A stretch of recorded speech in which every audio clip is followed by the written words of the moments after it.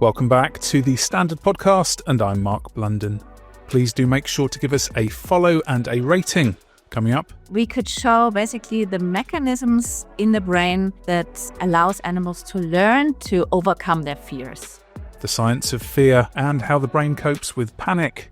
UCL scientist on new research. But first, Heathrow's boss has outlined the airport's multi-billion-pound investment to accelerate plans for a controversial new runway and a project that began 2 decades ago. Heathrow is a capacity. While other international airports grow their networks and connect to new markets, the UK's potential is constrained. And given the government has set out a clear mission to deliver growth and unlock the potential of UK's fantastic businesses, it's a fundamental problem that we urgently need to address. That's Heathrow Chief Executive Thomas Woldbye in a speech on Wednesday. We are now in a position to bring forward investment in capacity growth at Heathrow. The privately funded plan would see the airfield's layout reconfigured, Terminals 2 and 3 being enlarged, and increased capacity for bus and coach connections. Labour governments backed the scheme to drive economic growth, with Chancellor Rachel Reeves hoping works can begin before the next general election. But environmental concerns over pollution, noise and quality of life remain, with lengthy legal battles on the horizon. At the same time, a survey by eco-charities Possible and Climate Outreach found just 19% of respondents thought building a third runway at Heathrow was the right priority, with 61% saying it was the wrong issue to focus on.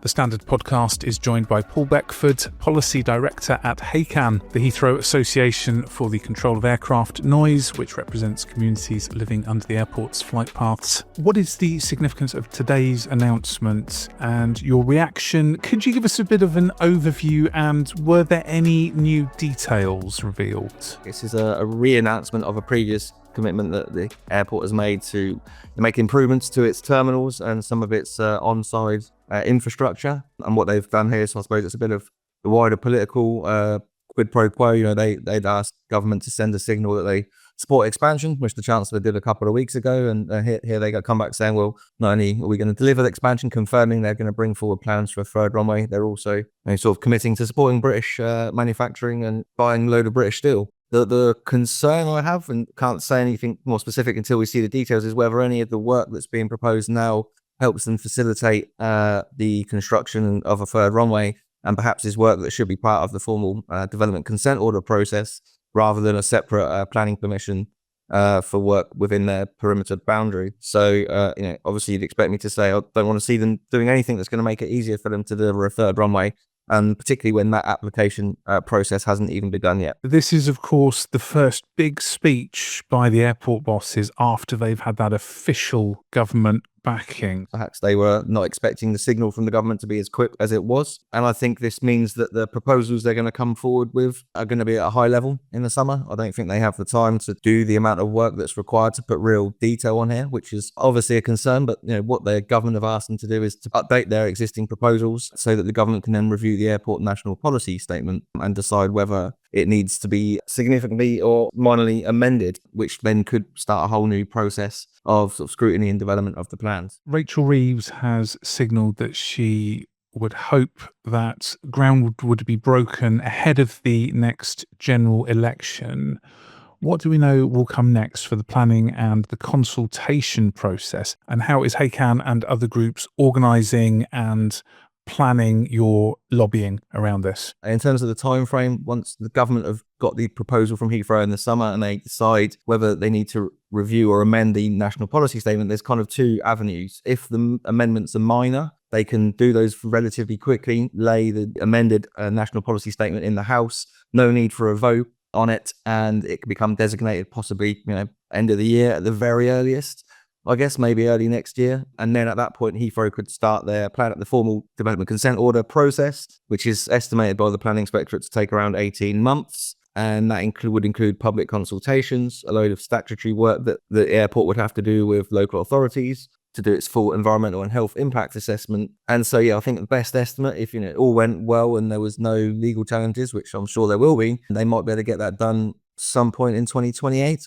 if I'm being super optimistic for them, which I think even the airport probably wouldn't say that, certainly not publicly. But if the government decide and there's significant changes, I think it's substantive is the word under the Planning Act, to the airport's national policy statement, then they would have to restart that process, which would mean publishing a draft national policy statement, new one. And just to give you some context, the last time the previous government did that on the national networks one, it took 2 years to do that process. So if you add that sort of delay into the timetable, then before Heathrow can even begin its application process. And so I think the objective of getting this approved before the end of the parliament is highly ambitious and probably won't happen. I don't think anybody thinks it will happen. So it's slightly odd that the Chancellor's decided to give herself that target that it's not within her control to deliver.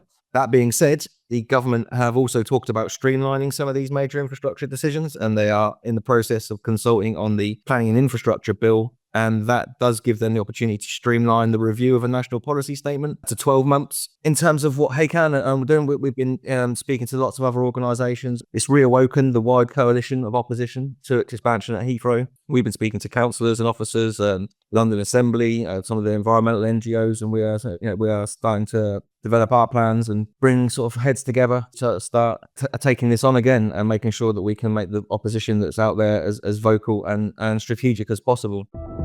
Let's go to a quick break. Coming up in part 2. The stimulus that we used in our study, this looming stimulus, kind of an expanding shadow that gets bigger and that mimics basically something coming towards you very quickly, that is actually also elicits instinctive fear reaction, maybe a startle or something in humans. University College London Professor of Neuroscience, Sonja Hofer, on research into how the brain beats fears, with hopes it could one day support PTSD and anxiety treatments.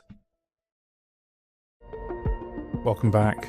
Now, scientists at University College London's Sainsbury Wellcome Centre believe they've uncovered how brains learn to overcome fear in their new research.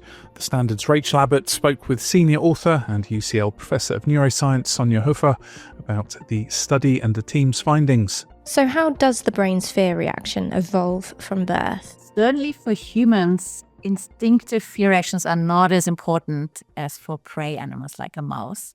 But we do have some instinctive fears or stimuli to which we have strong fear reactions, like really loud noises. Fear of height is instinctive. And also kind of the stimulus that we used in our study, this looming stimulus, kind of an expanding shadow that gets bigger and that mimics basically something coming towards you very quickly.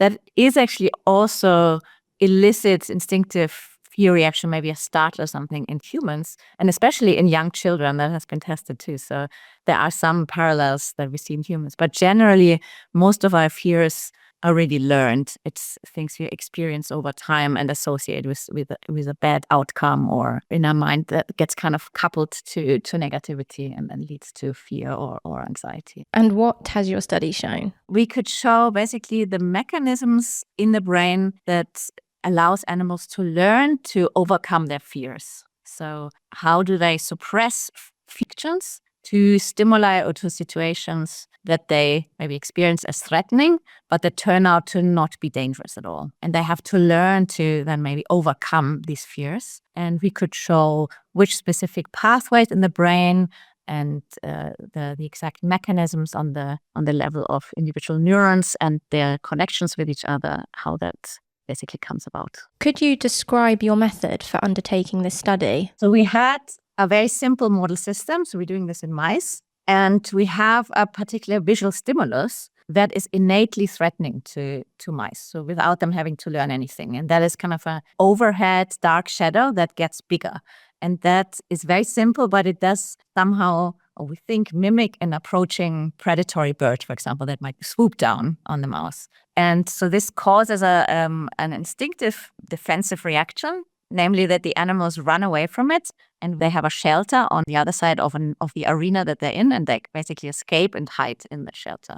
And this is basically a pattern that's quite ubiquitous in the animal kingdom. So many animals are afraid of these looming stimuli because, of course, there could be a predator coming from above. And basically, if we now expose our mice to this stimulus more and more often, so they experience it, and especially if they experience it and they see that actually nothing bad happened, there's no bird that then comes down and eats them, then over time, they learn to suppress these escape responses, and they don't show any kind of fearful behavior anymore and just ignore it. And this is basically this simple type of learning, which is simple but very ethologically relevant for the animals, that they don't just escape from everything all the time, even if it's not necessary. So then we basically dug in and we tried to get really a comprehensive view about how does this learning occur in the brain. What are those mechanisms or pathways in the brain? Where are they?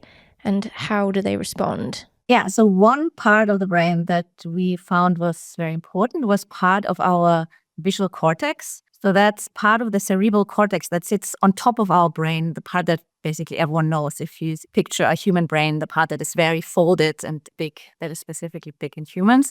And there's a visual part of that basically makes us see, to perceive visual stimuli in our world, that is at the back of our head. And a part of this, we found, a very specific part, is important for this learning process. So we can silence this part of the brain, and then animals don't learn. They keep having the same fear reactions as in the beginning, and they don't adapt, basically, they don't learn. So that was one piece of the puzzle. But then interestingly, we found that if we silence the same brain area after the animals have already learned, then this had no effect on the behavior. So somehow activity in this visual part of our cerebral cortex was only important for learning, which means somehow the memory of this that enables us to show the learned behavior, enables mice to show the learned behavior, is somewhere else, somewhere downstream in the brain. And then we hunted for this area and found a very specific small nucleus that is called the ventrolateral geniculate nucleus, but this won't say anything to anybody who is not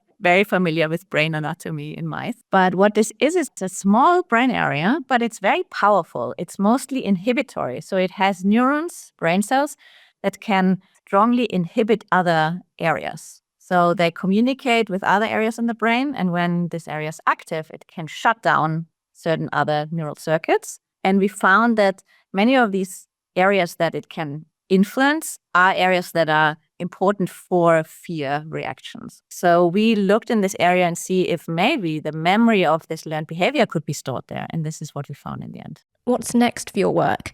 And will it be possible to manage our fear responses? This is a big hope we have, but this is obviously completely speculative because we're working on mice. But the same pathways that we studied do exist in humans.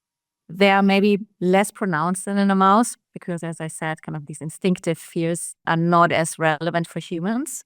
So maybe when we become fearful, if we have kind of disproportionate fear reaction, like in some fear and anxiety disorders, these circuits might not be involved in this, but it could still be because anatomically they're there. If we, for example, activate these circuits, if we stimulate them, that this can still have an influence on fear and fear reactions, so that if these circuits are activated, that maybe we can regulate fear better and can kind of suppress these negative feelings. The hope that this gives us maybe a new target that we can very specifically, either through deep brain stimulation or through pharmacological intervention, something that can be targeted very specifically, because the medications we have at the moment for anxiety disorders is very unspecific. Right? It's usually based on things like serotonin uptake in everywhere in the body and in the brain. Why mice and not humans? Because we were really interested in the very specific neurons and circuits and pathways in the brain. And unfortunately, in humans, we just can't do this research. We don't have access to individual cells and circuits. So in mice, we have these amazing methods that we can target very specific circuits and brain areas, and we can switch them on and off. We can record from them. So we can really find out the detailed mechanisms about how things work in the brain.